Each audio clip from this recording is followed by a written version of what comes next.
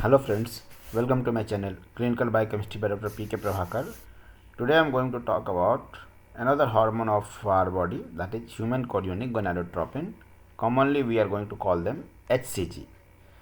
Let's first understand some of the basic features of HCG and then later on we will see how it is going to be produced and how it works. So first, this is a hormone for the maternal recognition of pregnancy. So this hormone normally we use for the pregnancy detections. So it helps us in the detection of pregnancy. But this is not always true. Sometimes in a non-pregnant lady also, non-pregnant case also, there will be high level of HCG.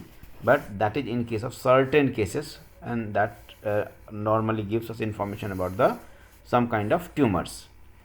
This HCG, it is a placental hormone. It is going to be produced by placenta. So we are going to call it placental human chorionic gonadotropin.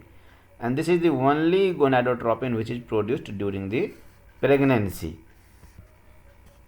This HCG hormone or human chorionic gonadotropin hormone, it is produced by trophoblast cells which normally surrounds the growing fetus. There we are having a specific cells, a specialized cells, that is called as syncytio trophoblast originally, and later on it gives different kind of other tissue which eventually forms the placenta after the implantation. So the cells which normally going to be converted into trophoblast, initially it is called as syncytio trophoblast. The presence of HCG helps in the detection of some of the pregnancy cases, and in case of some cancer tumors their level is also going to rise. But that does not means you cannot call HCG always in case of pregnancy only going to be increased. There are certain cancer case where also HCG level rises. If you will see HCG, this is a glycoprotein hormone which is composed of roughly 237 amino acid, that is their molecular weight will be 36.7 kilodalton, and it is having approximately 14.5 kilodalton alpha helix, that is alpha HCG, alpha polypeptide, and 22.2 kilodalton of beta HCG. This is a heterodimeric. Heterodimeric means it will have, hetero means two different types, and di means two. So two polypeptide it will have, and both will be of different types. So it is having two chain, that is alpha chain, alpha subunit, which is identical in case of HCG, luteinizing hormone, follicular stimulating hormone, and TSH. And all these four hormones, that is HCG, LH, FSH, TSH, have different unique beta chain. So their main property of all these four hormones depends on their beta chain, not on the alpha chain. Alpha chain, which is having roughly 92 amino acid long, and the beta subunit roughly contains 145 amino acid, and the gene for alpha chain is present on chromosome number 6. So all the hormones, that is LH, FSH, TSH, and HCG, all these four hormones, alpha chain comes from chromosome number 6 and beta chain comes from the chromosome number 19. The two structure which creates a small hydrophobic core surrounded by a high surface area to volume ratio, that is 2.8 times that a sphere. This HCG, if you will see the chemical nature or chemical characteristic feature, so this is consisting of two polypeptide chains. Already you have to knowing that it is a heterodimeric, so it will have alpha chain and beta chain. The alpha chain is same as for all the other glycoprotein hormones like HCG, LH, FSH, and TSH, and this comes from the pituitary. This alpha HCG have a molecular weight of 14.9 kilodalton, where because it is a glycoprotein, so it will have carbohydrate content also and the protein content also. So the protein content is roughly 10,200 dalton and the carbohydrate content is roughly 47,000. This is not exactly 47, it is 14,700. Similarly, at the same time, beta subunit, this is a specific for HCG because all other four hormones have different type of beta chains. This gives the immunologic and biological specific activity of HCG. The beta HCG also shows the antigenic individuality.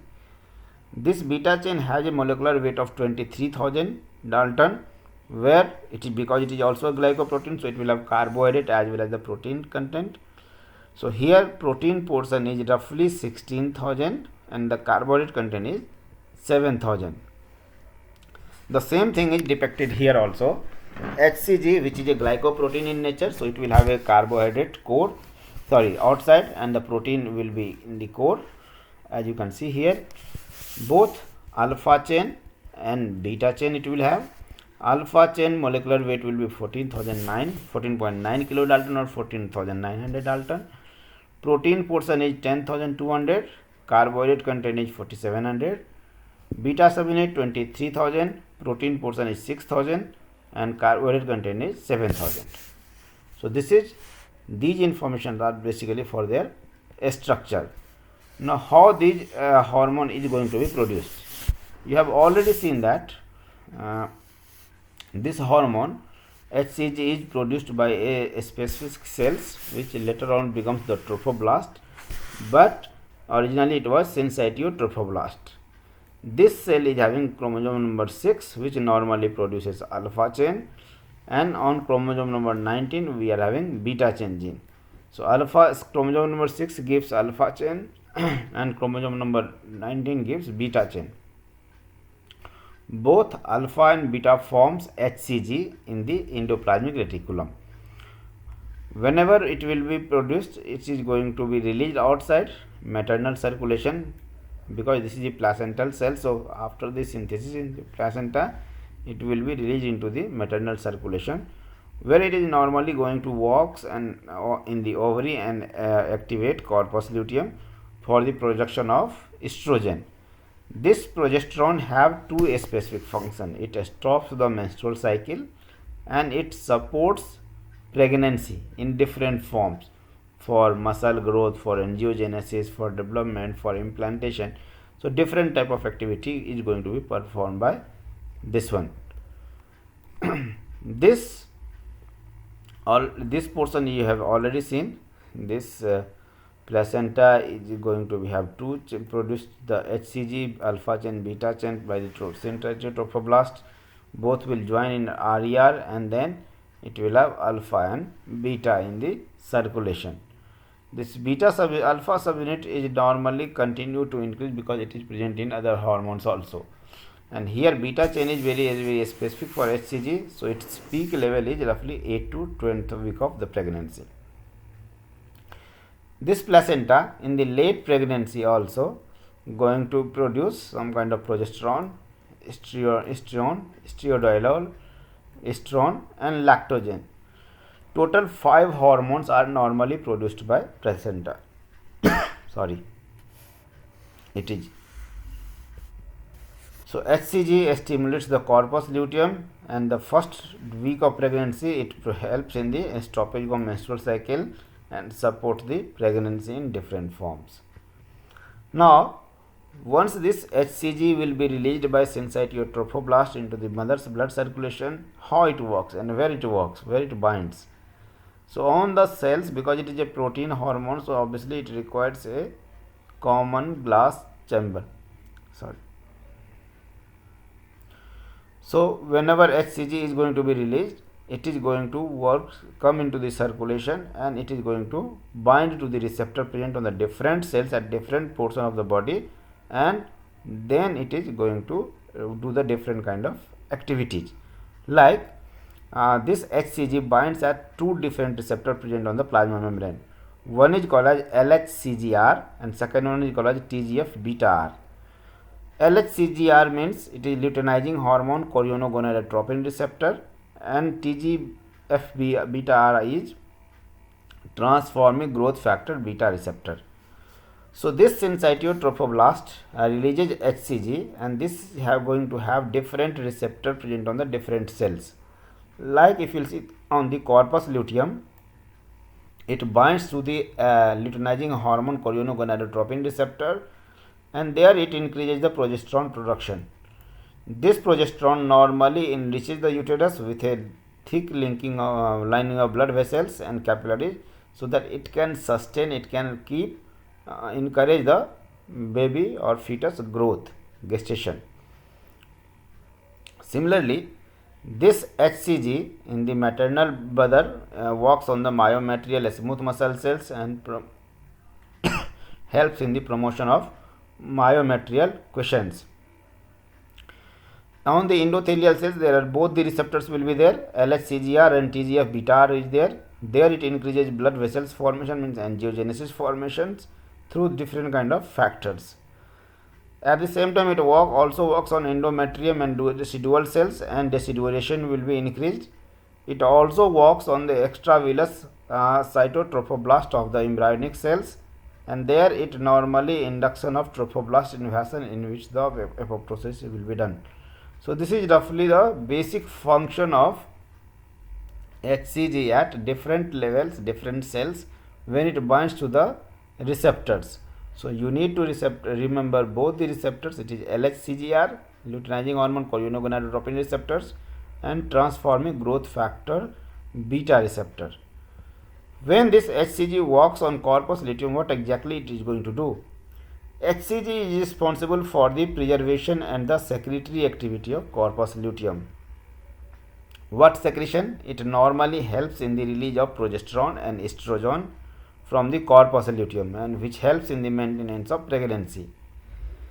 Whenever this HCG will not be there during the first 2 months of pregnancy, it leads to the termination of pregnancy. So abortion will be there, because if HCG is not there, progesterone and estrogen will not be there, and when these two hormones will be not be there, implantation will not occur. So in that case, normally abortion will be there.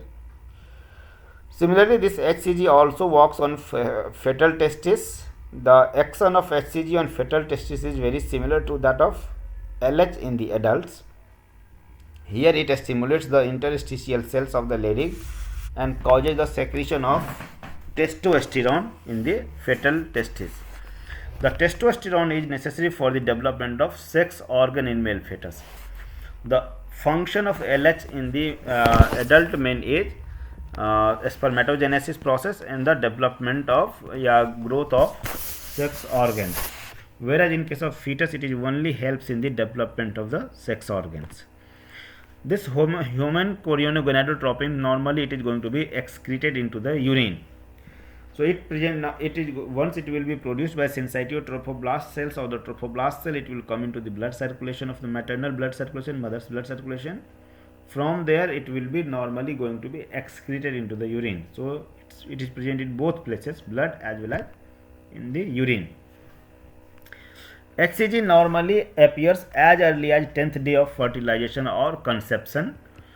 In the first few weeks of the pregnancy, HCG level rises very high, and then serum level are higher than the urine.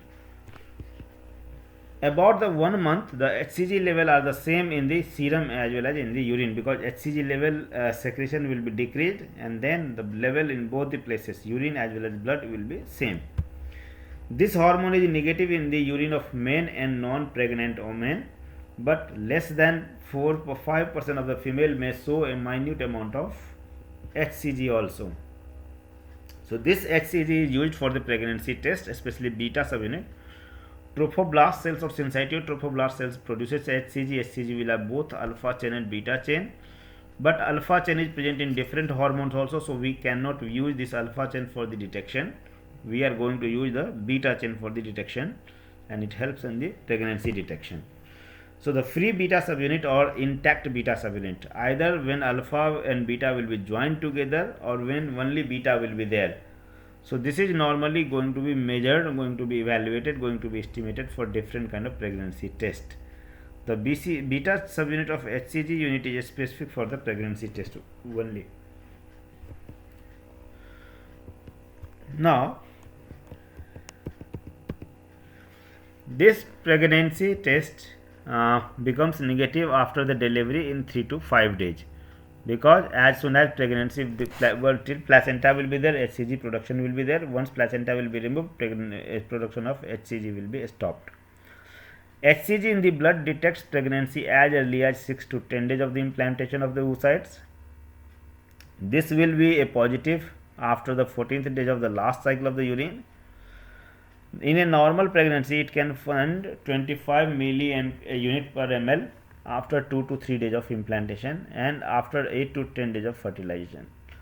The qualitative test detects pregnancy. So most of the tests which we are having available in the markets, they are based on the detection of beta subunit of HCG, and they normally quantitatively evaluate it.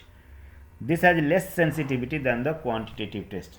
This will be a negative in the first week of menstrual cycle. In case of normal pregnancy, the approximately roughly we are having 14 weeks. It is measured that from the first day of last normal menstrual cycle. This 40 week will be divided into three trimesters. Each trimester will be roughly of 13 weeks. The first trimester, that is from 0 to 13 weeks, begin on the first day of the last menstrual cycle, and ovulation occurs on approximately on the 14th day of the regular menstrual cycle. The fertilization normally occurs in the fallopian tube and becomes a zygote, which is then carried up to the uterus, and there it will be implanted. So this is the pictorial diagrams which normally helps you to understand this, how it works. This is ovary, and ovary normally going to produce egg, a sperm. So this is the way of a sperm by which it reaches to the fallopian tube, and in the fallopian tube there will be a fusion of a sperm and the ovum, so zygote forms. Again this zygote goes back from this here to the uterus, and there it will be implanted. So implantation of the fertilized ovum will be there. Once it will be implanted, the placenta will form, and then after 2 to 3 days beta HCl HCG will be released. This is the peak how HCG pattern during the pregnancy. So we are having pregnancy, this is the pregnancy cycle up to 14 week, and if you will see the initially 8 to 10 week we are having HCG level will be very high, and then throughout the pregnancy HCG level will be stagnant, and later on just after the pregnancy 2 to 3 days takes so that it will come back to the normal level. These are the different value at the different time during the pregnancy. If you see 6 to 8 days of conception, level will be around 10 to 15. Then it doubles every 3 days, so 1200 to 600, doubles every 4th hour, 600 to the peak level. And similarly, these are the different other conditions also, other cases also. So these are the gestation weeks. So roughly we are having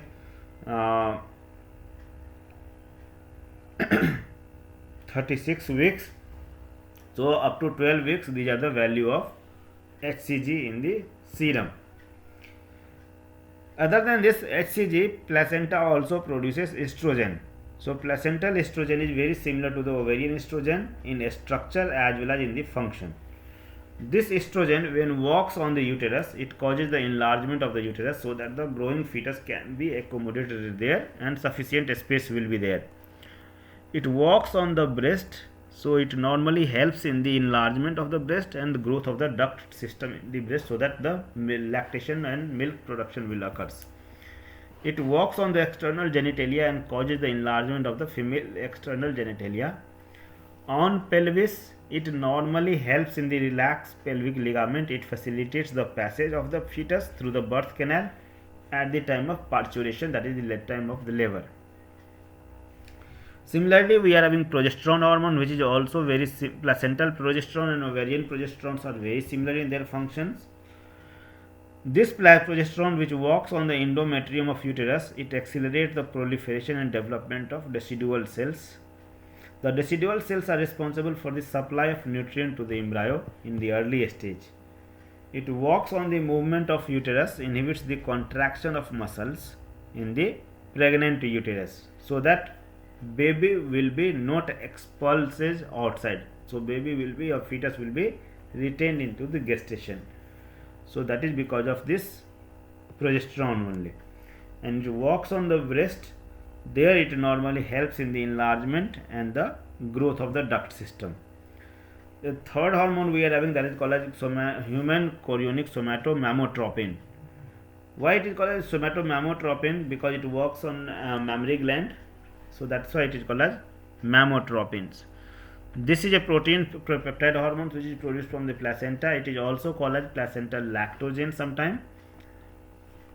It acts like prolactin and growth hormone which is released from the pituitary. So it is believed to act on mammary gland and enhances the growth of fetus by influencing the metabolic activity. This somatomamotropin also increases the amount of glucose and lipid into the maternal blood, which is transferred to the fetus. This mammotropin, it works on the breast, and there it helps in the enlargement of mammary glands and induces lactation, especially in the experimental animals. But when it has been done, we don't know exact function of this somatomamotropin in the living system. We have done in vitro, and there we have got the positive result. Because it works on the mammary gland, so it is called as mammotropins. When it works on the protein metabolic processes, it functions like a growth hormone, and growth hormone normally induces the growth. Growth means more protein synthesis than the degradation. So somatomamotropin also induces the anabolic process of proteins, and accumulation of protein will be there. When it works on the carbohydrate, it normally reduces the peripheral utilization of carbohydrate, glucose, for energy production, especially in case of mother body. It works on lipid metabolic process. It mobilizes lipid fat from the adipose tissue to the mother. Now, the third hormone, last hormone, is relaxin. Relaxin is a polypeptide hormone which is secreted by the corpus luteum. It is secreted in a large quantity by placenta and mammary gland at the time of labor also. So, if you see the pregnancy, parturition, baby birth, there are three different type of hormones coming from three different sources, and all hormone works in the same places. So, if you will see the maternal hormones, oxytocin, prostaglandin, cortisol, catecholamines, relaxins, works on the at the time of parturition on the cervix or uterus. Fetal hormone, that is oxytocin, cortisol, and prostaglandins, and the placental hormones are estrogen, progesterone, and prostaglandin. So all these hormones support the parturition process of the baby. This relaxin helps labor by softening the cervix and loosening the ligaments of symphysis pubis, so that the dilation of the cervix occurs. It increases the number of receptors of oxytocin for the myometrium. It suppresses the inhibitory action of progesterone and uterine contraction, so that uterus starts contracting, and as uterus starts contracting, fetus will be expelled outside. Then it also facilitates the development of the mammary gland. So these are the different function of relaxin. So we have seen HCG, estrogen, progesterone, somatomamotropin, and relaxin, all these five hormones which is coming from the placenta. So these are called as placental hormone. So hope you have understand it. If you have any query, any comments, you can write in the comment box.